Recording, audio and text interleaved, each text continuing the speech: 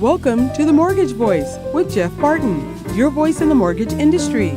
Each week on this program, Jeff and his guests share their expertise, personal anecdotes, and the latest industry news to keep you in the loop. Now, to provide you with insight and help you navigate the consistently changing world of real estate lending, here is your host for The Mortgage Voice, Jeff Barton.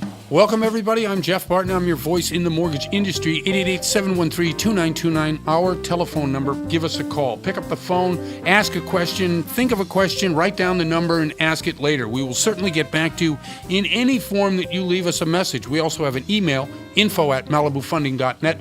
We're on YouTube. I have a blog, and certainly you can follow me at my Twitter handle, @Jeff6493.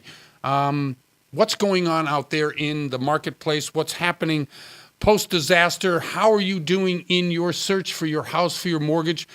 Is anybody aware that mortgage rates ticked down a quarter point in the last 5 days? That's right. You were at 5.125%. You can now get a 30-year fix today, right now, if you lock it in at 4.75%. That's over a quarter point. Savings over the course of a loan on a $200,000, $300,000, $400,000 loan is huge, tens and thousands of dollars. Now, many people don't watch it and don't watch the fluctuations in the bond market. The bond market is the centerpiece for why rates are what they are. The Fed can do whatever they want. The economy can do whatever it wants. But when the U.S. government sets up a 10-year Treasury note sale, pay attention, because that's the actual number that gets traded back and forth each and every day. And really what sets the mortgage rates is that 10-year note. Okay, so at 4.75%, the actual interest rate today on a 30-year fixed, what's that going to mean for you if you're trying to buy a house? It means that your purchasing power goes up. Your purchasing power goes up by a significant amount if you're looking for an extra $10,000 or $15,000 or $20,000 to be able to afford on a down payment. That's what it means, because you do not have to qualify now for that extra quarter point in interest rate. It's a debt to income ratio, and those ratios are figured out by your broker, your bank, you. I mean, these are not complex calculations, but you just have to add up everything you spend every month and divide it into how much you make, and that's your debt to income ratio. So that's very good news for this week at the end of the year. We're in mid-December right now, and the holiday season is upon us. This is when everyone kind of falls asleep. They want to gather the family around. They want to have a good holiday season. They're not really interested or concerned with what's going on in the mortgage market or in the real estate market for that matter. There are a number of trends going on in the real estate and the mortgage market, which could bode well for you in the coming year. One of the things that I looked at when I was preparing for the show was the housing starts and housing sales.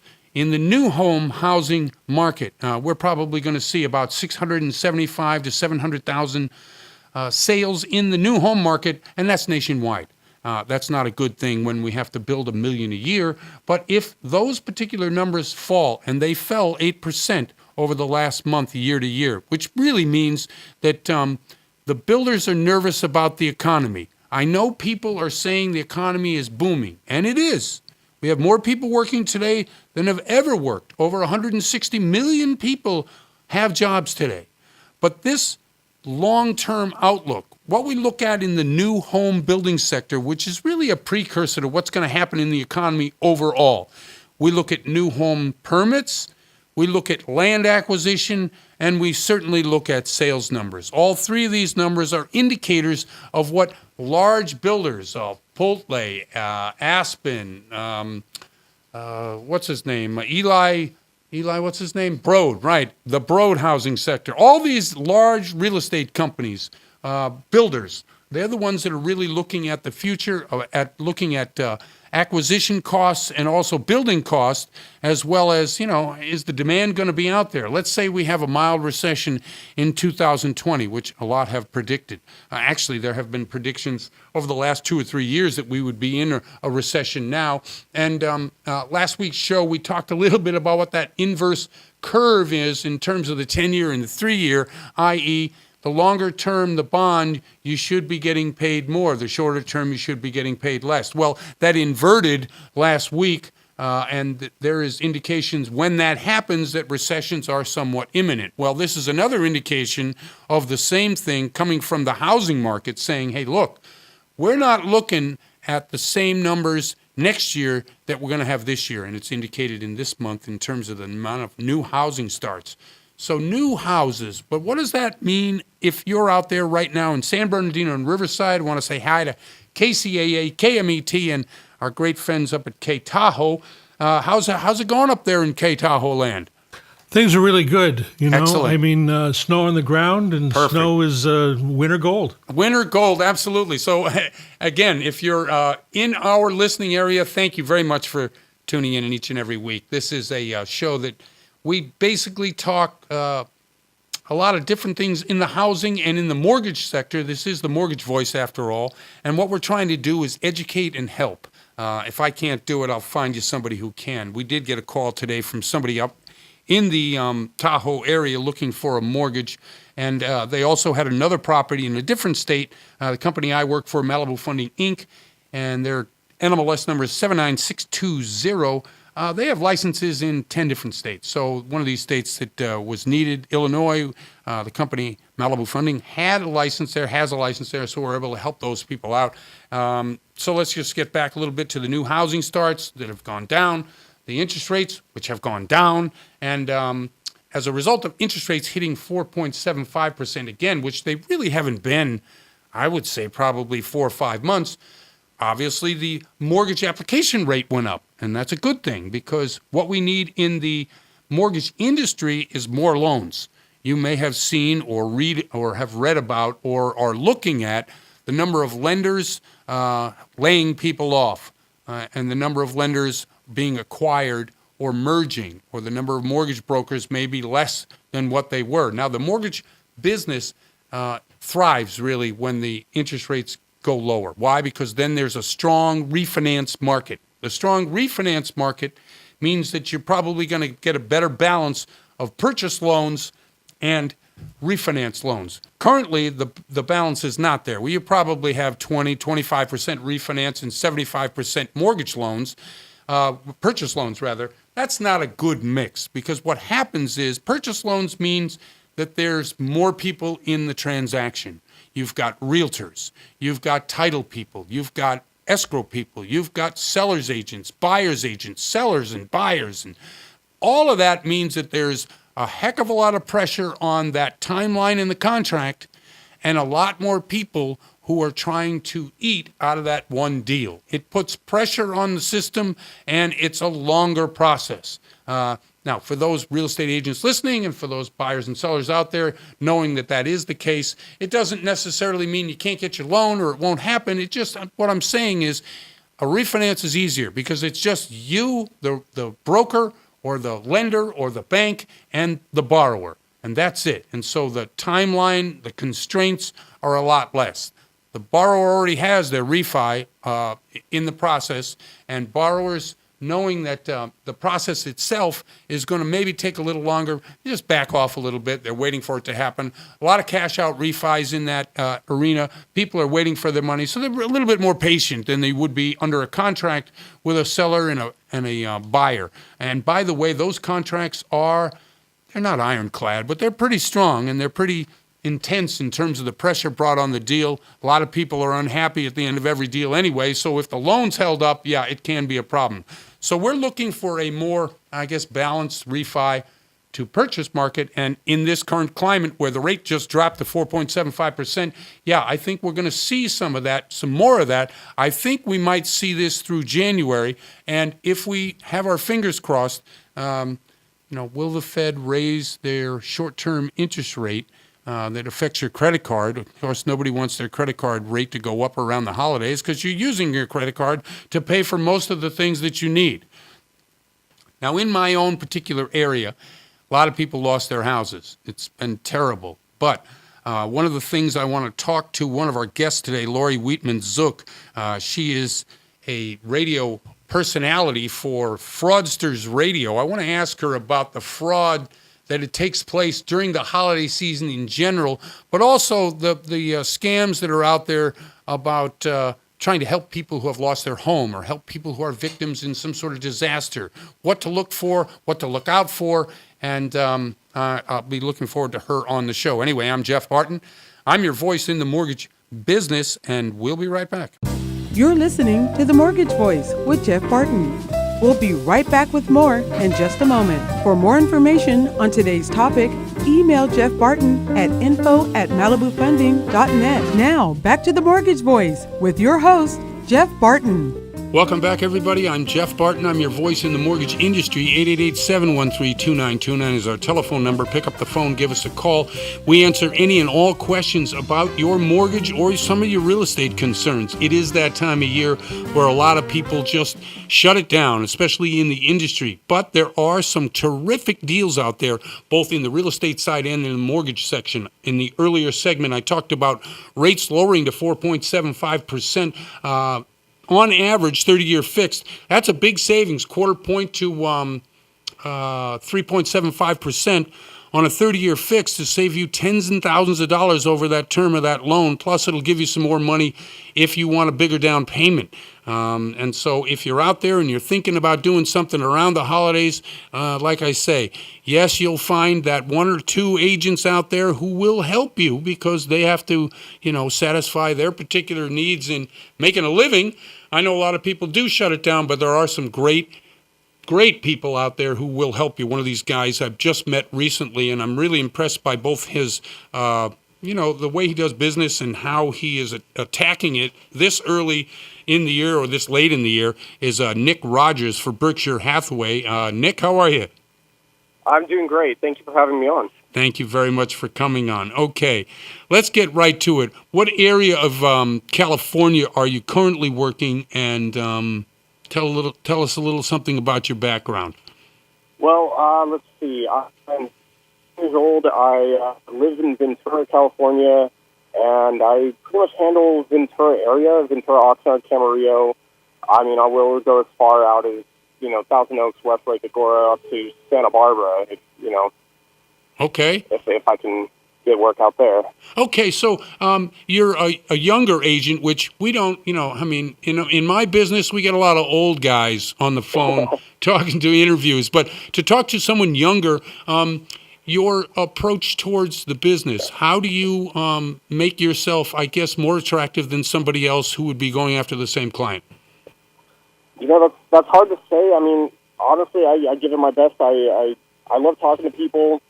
I mean, outside of, real estate, I was also a waiter and bartender. So, I like talking to people. I like picking their brain, and I feel like I'm just an all-around easy person to talk to. I mean, I don't like bragging about myself, but I can talk to people, and that helped me out tremendously in getting clients and stuff. Right. In the real estate business, you're right. Talking, being able to listen, I think those are the two things that are probably the most important because, as you know, and you've done transactions, and I think you just completed a couple, which were one, you had to sell, and then you had to go out and find two houses to buy. Being able to listen to people is probably a great asset, right?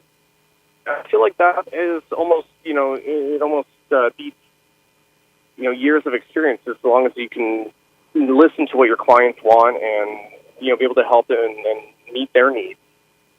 Well, what is it that you hear when you're listening to your clients? What are they telling you? I mean, do they actually say, hey, I want this, this, and this?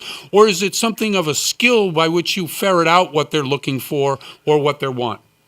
Let's see. It's a little both. Like I have one recent client that's looking to, he needs to sell his place and he wants to buy something, a little bit nicer. However, he bought his place that he's living at currently as a rental. Right. And so he wants to actually live in it for a certain amount of time before he can actually sell it to be able to go buy the other house. Yeah. Sorry? Go buy the other house. He wants Exactly. to live in it for a while. Okay. He wants to live in it. So, I mean, I'm just kind of keeping up with him, just kind of talking to him. If I find something cool, I send it his way, and, we chit-chat about that. But, it's more of like a nurturing thing. It's not like I'm like, hey, buy this now, and if not, then I'm done with you. It's like, no, I don't see this as like a a 3-week plan. I see this guy as maybe a year down the road, he might be a client of mine. Well, that's really interesting. Most agents don't want to talk to anybody unless they're willing to buy right now. So working with clients who have long-term goals, that's one of your strengths. Exactly, and I mean, I see it just as like kind of a nurturing kind of thing, because very rarely do I ever find someone who's like, hey, I'm ready to buy right now. Right. No, I know. I mean, right now in the market, do you see that? Well, let's talk about the market in general in the areas that you're working in. What do you see out there in terms of the pricing and where prices are going? Do you see more properties on the market now than you did maybe 2-3 months ago? I'm seeing, well, right now, because it's the holidays, I'm not seeing them as much. However, there's still listings being taken, still houses being sold. But I've noticed properties staying on a little bit longer than usual. Do you attribute that to the market conditions or just the time of year or both? I think a little bit of column A, a little bit of column B. Right. I do notice, like, there's a little bit more, like, buyers are kind of questioning the price, or I wouldn't even necessarily say questioning the price, but, they might say something in the inspections and they're not completely happy with it, and they pull out of the deal early. Actually, a colleague of mine, she just had one of her escrows fall apart because of that. What, was the seller not willing to participate in the fix, or was it just something that the buyer said, forget it? It was something that the seller wasn't willing to participate in the fix. Uh-huh. It was a nice house that had a lot of potential. However, it needed a lot of work. Right. And so it would need something with the garage, I think, needed like a complete overhaul and possibly need to be rebuilt from the ground up. Now, do you see, when these kind of things happen in a deal, and anybody out there who's listening knows that a real estate deal can fall apart, in a moment, especially if you have more of an equal number of buyers and sellers, i.e. that it's equal in terms of the, it's not a seller's market, it's not a buyer's market, it's kind of an equal market. Do you think the sellers have caught up to the fact that that's the way the current market is? I think there are some that's like, I mean, with my last listing, we got pretty much a grocery list of stuff in the request for repairs. Right. And it was one of those where it was like, my sellers are a little bit mad at hey, they're asking for everything and the kitchen sink. Right. And it was one of those situations where it was like, look, this is tough. They are asking for a lot of stuff to be done. However, you need to move on to your house. We've already located your house. And so it's like, well, we could tell them no and, back out of this deal, but we're back at square one. Right. Versus, we can put this money aside to repair the house. You'll still have plenty of money to move on to the houses that we've already located, get those in escrow as well. Or they were already in escrow, but at least proceed with our escrow. Uh-huh. And so it's one of those where you have to almost kind of like think for like the greater good of the situation. Right. Right. If that makes sense? No, it makes perfect sense. I think the way I look at it is that most deals, everybody ends up not happy. And that's really probably what you're shooting for. You don't want to have one side feel great and the other side feel terrible, because that's not a win-win for both sides. Most of the time, the seller will give up a little, the buyer will give up a little, and, they both are, like you say, looking at the bigger picture. The seller needs to move on. And I think that's a great example of how you might differentiate yourself from some others in the market who will be less apt to, advise their clients to maybe you should do a little repair so that you can move on to your house. You've already picked it out. You want to move in. I think that's... We already have an offer written on it that's contingent upon the sale of their house. Yeah, Right. Exactly. Right. So, I think that's a great strategy and a great way and an example of how, like I say, you may be different than other agents in the market. Well, thank you. Yeah, no problem. Okay, so where do you see the market heading in January, February, and March, first quarter of 19? That's tough to tell because I don't have a crystal ball. I wish I did. Yeah, me too. I do see inventory moving up as it tends to slow down usually through the holidays. So I picture more houses coming on the market, more people buying, more people selling. However, with the interest rates and everything, I don't know exactly where it's going to be. Right. I've heard, that the interest rates are going down. I've heard the interest rates are going up. Right. So I personally I honestly don't know. Okay. Hey, could you shout out your phone number? This is Nick Rogers. He works for Berkshire Hathaway out in Ventura County. Nick, shout out your phone number for people who are listening on the radio. My phone number is 805-689-8784, and I would love to help you out through anything that you wish to do in Ventura County. Okay. Thank you very much, Nick, for coming on the show. I really appreciate Thanks, it. Jeff. It's been a pleasure. Great. And I'm Jeff Barton. I'm your voice in the mortgage industry. We'll be right back. You're listening to The Mortgage Voice with Jeff Barton. We'll be right back with more in just a moment. For more information on today's topic, email Jeff Barton at info@malibufunding.net. Now, back to The Mortgage Voice with your host, Jeff Barton. Welcome back, everybody. I'm Jeff Barton. I'm your voice in the mortgage industry. 888-713-2929. That's the telephone number. Pick up the phone and give us a call. We talk all things mortgages and all things real estate. We try to bring to the show a lot of different people in the industry, as well as people that can help you at whatever time of year it is. I know that we've been talking disaster and what happens to your mortgage, what happens to your real estate deal, and basically how you psychologically and emotionally get through really tough times, whether it's a fire, a flood, whether it's, as we had up here in the Ventura County, that shooting which took place and took the lives of 12 people. I mean, there's all kinds of things happening in our world today that seems to rock the boat. So if you're affected by any of these things and you're in, a real estate deal or you've got a loan going on, we can help you. We have past shows on our YouTube account. If you go to YouTube, look up Jeff Barton, the real estate voice, and you can see this or past 2 or 3 weeks of shows that can kind of give you a guidance and a help a little bit as to what's going on.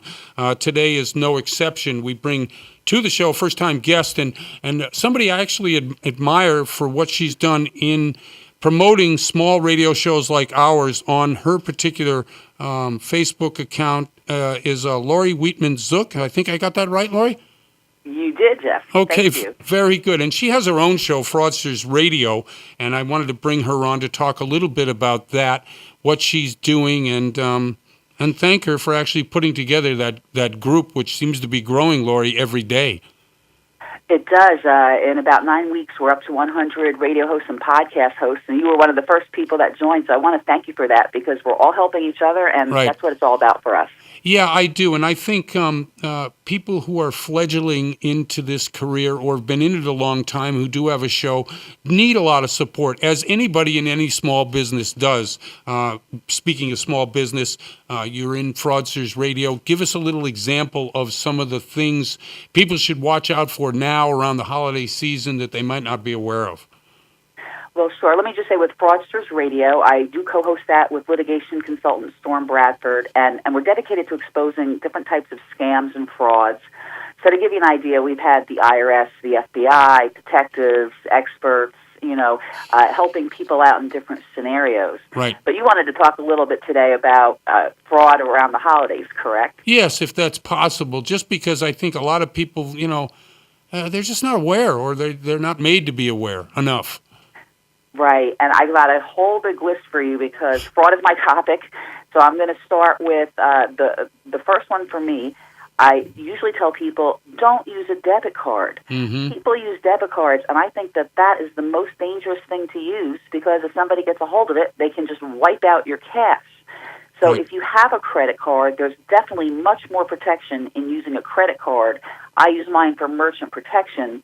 But in order not to affect your FICO scores, of course, you do want to pay it off and not go overboard. Of course. I think that's an important one. And a lot of people don't know that you can actually sign up, online with your credit card company for notifications, and you can also do that with your bank.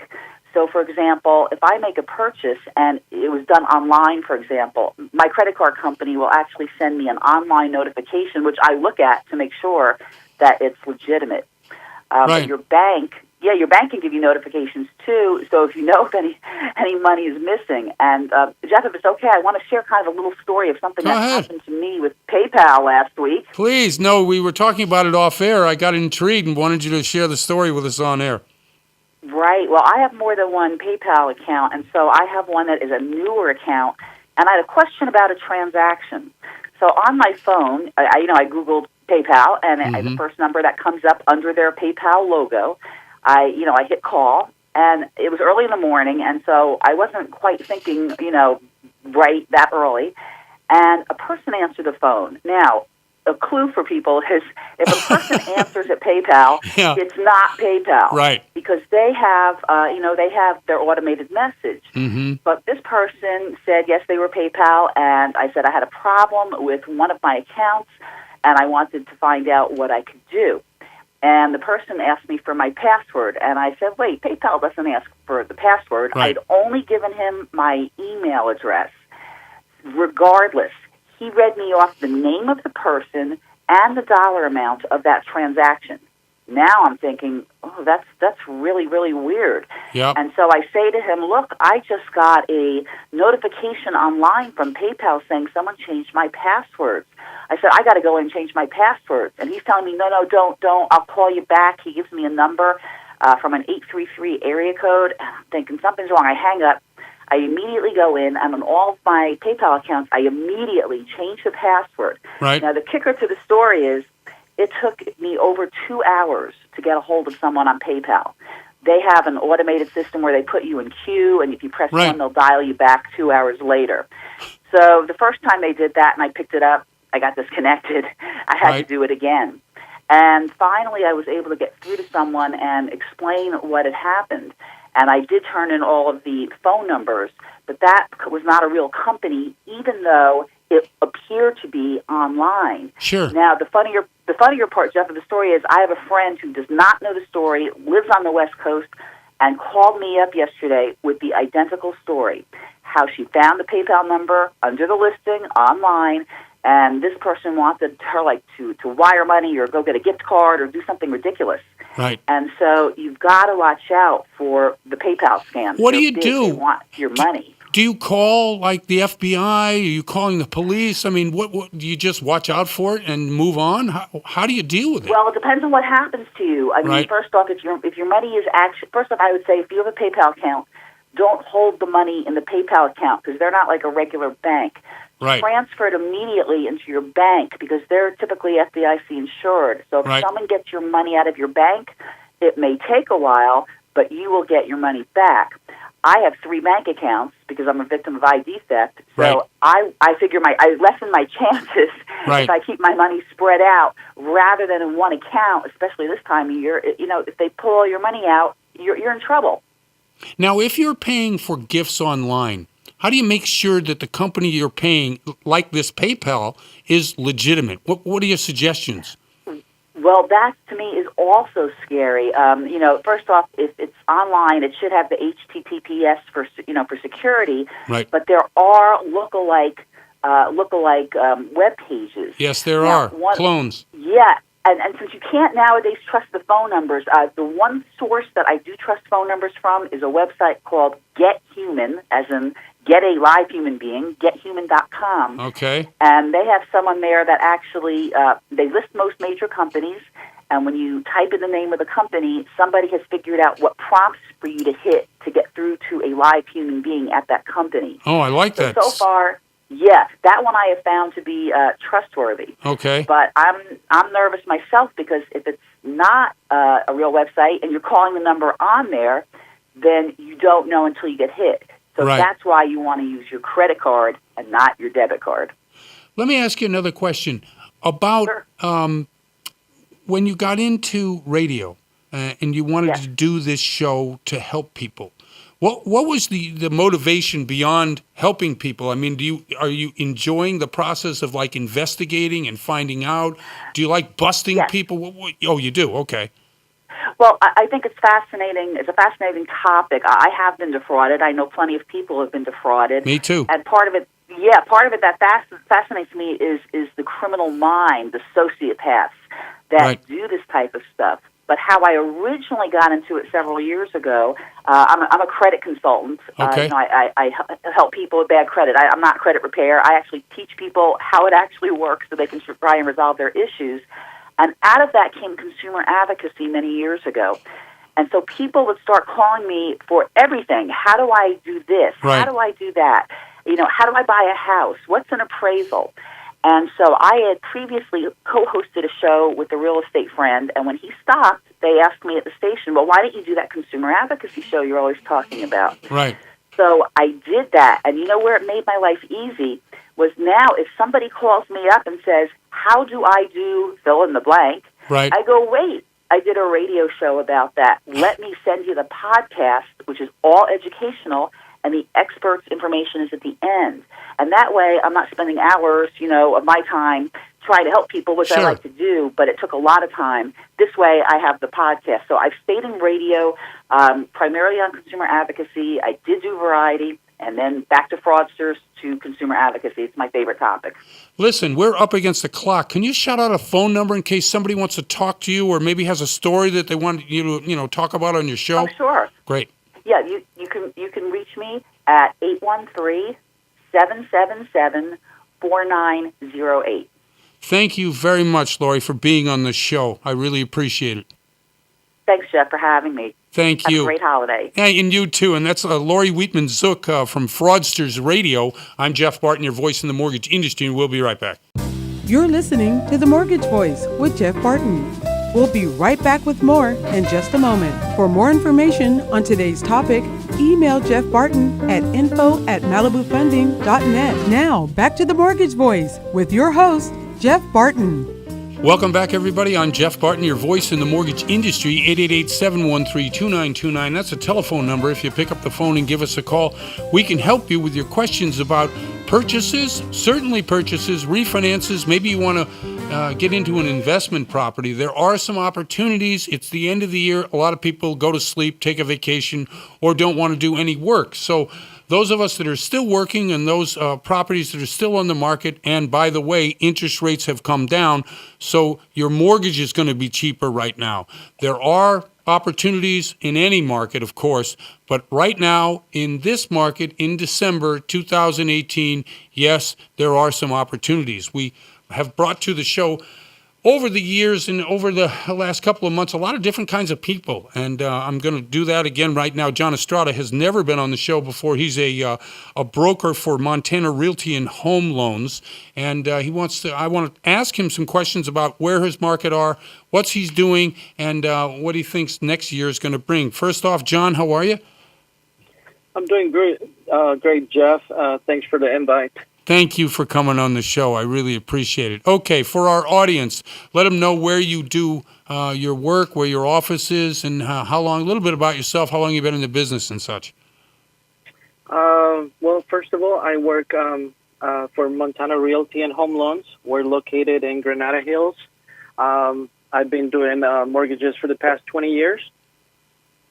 Okay. And give me an example of some of the more difficult deals you've dealt with recently. I know that purchases is where all the market is right now. In purchase loans, sometimes we run into hiccups with either, the credit or income. What are your major problems that you see coming up now? Well, one of the biggest issues is to be able to qualify our buyers since, number one, rates went up a few months ago. Yep. Number one, and then we also have a lot of folks that cannot actually show their income, whether they're self-employed or they just simply cannot show it on paper. Okay, how do you solve that one? Well, there's some aggressive programs out there. For instance, we have a program where they come in with 25% down payment. And it's a no-doc loan, which means that they don't really have to show their income. All they have to be able to show is some assets. Okay. And they also need to be able to support their income with a profit and loss statement from an actual accountant, as well as a letter from them. Now, these are what they call non-QM loans, right?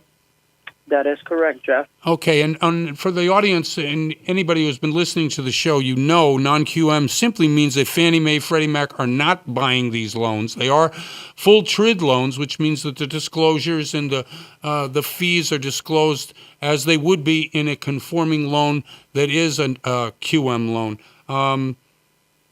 So these particular loans, what are the rates on them? What on these loans? They're actually not too bad. For a 30-year fixed program, you're looking at about 5.875. Okay. And a typical loan right now is about 4.875, right? 4.75 to 5.25 is really a 30-year fix, depending on your credit score? Yes, a conventional loan right now is right around 5.25. Okay. And so those rates aren't really too bad for somebody who is looking at a no income or no documentation loan other than, the ability to be able to show assets. That is correct, Jeff. Okay. So you've been in the business a long time. How is business? What's happening out there in the market? Well, the business has slowed down a little bit. We are seeing a shift in the market from a seller's market to a buyer's market. Right. We are also seeing that the prices of the properties actually have decreased. Right. Most of the listings here in the San Fernando Valley, and I think in California in general, the listings are actually lowering their asking prices. Right. I think that that's true. And I think that, well, we were talking to a previous guest who was in the process of a deal that fell apart because the seller didn't want to pay for what they used to not have to pay for when it was a seller's market, meaning that it was, no contingencies and either take it or leave it. Well, now sellers have to be able to negotiate a little bit, and in this particular deal, they didn't want to pay for any of the repairs. Is that what you're seeing as well? Yes, that's what we are seeing right now. Like I said, it is shifting. We're going to start seeing more of sellers helping out with closing costs. Right. And definitely repairs. Right, and I think that's true. And they call that seller concessions, right, especially on FHA deals? Yes, that is correct. And on an FHA deal, how much can a seller give a borrower or a buyer? 3%. That is the max. So the 3%, you're going to see more of these deals in the coming years. Do you think that the real estate market itself will be assisted by that? I mean, i.e., if it's more of an equal buyer to seller market, do you think that's good for the market? I think that it's definitely good. They're trying to help the economy in general, but it's great for buyers at the moment because they don't have to come in with much down payment or closing costs because the sellers will be able to assist. Do you think that the increase in inventory in the market is going to continue? I think so. So in the San Fernando Valley, for instance, are you seeing an increase in properties on the market? I know a lot of people pull their properties off the market, and we obviously had that disastrous fire. So, inventory has always been key to maintaining, prices. If we have more inventory, prices will become, obviously, they won't go up as much. And so that's a desire. Do you think that's what we're seeing? Yes, there's more properties available in the valley now, and part of it is because the buyers, because the rates went up, we're not able to qualify for much. So now that it's slowed down a little bit, and that we're going to start seeing sellers' concessions, that'll definitely help all of the buyers to be able to acquire their properties. Now, when December comes around, which we're in right now, we get a lot of lethargy or a lot of apathy. A lot of agents and people in the business. How do you approach that with yourself, your agents, the people you work with? Well, it is Christmas time, so a lot of buyers sometimes want to put this off until next year. Right. But if we have buyers that we actually been working for the past couple of months, I mean, it's definitely not going to stop them. Most of them are actually already in escrow. Right. So at this point, we're trying to close everything this year and be able to get them into the property before the end of the year. Major strength. What do you do that other agents possibly don't do? Well, we actually we do a lot of advertisement, although the majority of our business comes from referrals. I see. I see. So basically, your ability to work with referrals is probably something that you want to continue doing, right? Referrals are much easier than going out into the marketplace, advertising, and trying to figure out where to put a buyer if the buyer is real. I mean, that's the difficulty with buyers, right? Are they real buyers? Are they really wanting to buy, or are they just wasting your time? No, they're actually real buyers, and sometimes the only reason why they don't want to, they cannot pursue this is because they don't qualify. But by having more aggressive programs day by day or every month coming out in the market, then that's definitely helping our buyers. Excellent. Hey, John, we're coming up against the clock here. Do you want to shout out your phone number for people who are looking for a terrific agent in the San Fernando Valley? Absolutely, Jeff. My phone number direct is area code 818-231-4016. Well, thank you very much. I really appreciate you coming on the show, and we'll have you back again to get an update on what's going on in the Valley. Thanks so much, Jeff. Thanks for the opportunity. Thank you very much. And this is John Estrada from Montana Realty and Home Loans. I'm Jeff Barton, your voice in the mortgage industry. We'll be right back. You're listening to The Mortgage Voice with Jeff Barton. We'll be right back with more in just a moment. For more information on today's topic, email Jeff Barton at info@malibufunding.net. Now, back to The Mortgage Voice with your host, Jeff Barton. Welcome back, everybody. I'm Jeff Barton, and I'm your voice for the mortgage industry. 888-713-2929. That's our telephone number. Pick up the phone. Give us a call. Write down the phone number. Call us later. Ask us questions. And you know what? Don't pull any punches. If you got something you want to say, just say it. If there's something on the show that bugged you, say it. If there's something that you need answers to, we need input. And why we need input is because the show's better when you reach out. We deal with all kinds of different problems in the industry, all kinds of different problems with people in the industry. It's a people business, and I don't care what anybody says. You can do your rocket mortgages. You can go online and be as digital as you want, and you can have your head buried in your phone for as long as you want. But when you're buying a house, you need to deal with people. You need to deal with the real estate agent. You need to deal with the seller or the buyer. You need to deal with the title, the escrow people. You need to deal with home inspectors. There's all kinds of people. I know people are messy. Yes, we're all complicated. We're all selfish, and we're all looking out for our own best interests. But in a sense, that's the way it works. And if you have an ability, or you find somebody with an ability to be able to interact with people more passionately for you, or more, informatively, or any way, any shape that you can get a better deal if you're trying to work one, use those people. It's a great business. It's a lot of fun. And I've said this on the air many times. Working in the business has been fun. It's mentally stimulating. The challenges may be the same for each and every borrower, i.e., what can they afford? How much can they afford to spend on a monthly income, of their monthly income for the mortgage, and how soon can they come up with a down payment? These are the age-old problems for borrowers. For sellers, it's about maximizing the amount of money you can make on your house, right? I mean, everybody says the same thing. My house is worth more because X, Y, and Z I did to it. But that's what every seller says. So how do you differentiate this? How do you differentiate yourself, your house, or your buying needs or your selling needs from the competition? That's where the fun of it is. When you can begin to enjoy the process of dealing with your agent, of dealing with the broker, of showing a house, of making it better. Yeah, these are the fun things. And by the way, I've said it 100 times if I've said it once. Millionaires are made through real estate. That's the number one thing that gets people to where they want to be financially, is real estate market. Now, what kind of market are we in? Are we in an ascending market? Are we in a descending market? Well, I've talked about the fraud that has happened in the industry through Fannie Mae and Freddie Mac over the past 6 to 8 months, a list of companies that were used as employers. So through this process, what I've learned is that the borrowers are out there and they really want to get into the market. There are opportunities in every market.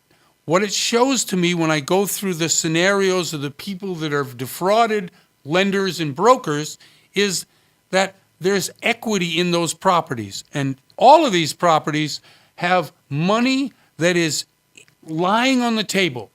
And so what I'm saying to you is, if you're in an ascending or a descending market, it depends on when you buy and where you buy and how long you hold on to the property.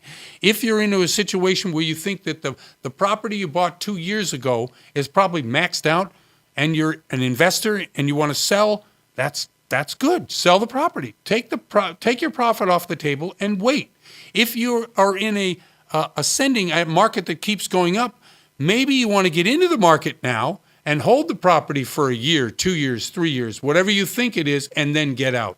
This is the calculus that goes into any investor. Now, if you're looking for a home for yourself, for your family, and you're looking to stay there while you raise your kids, you're looking for location, right? Obviously, you want the best school systems.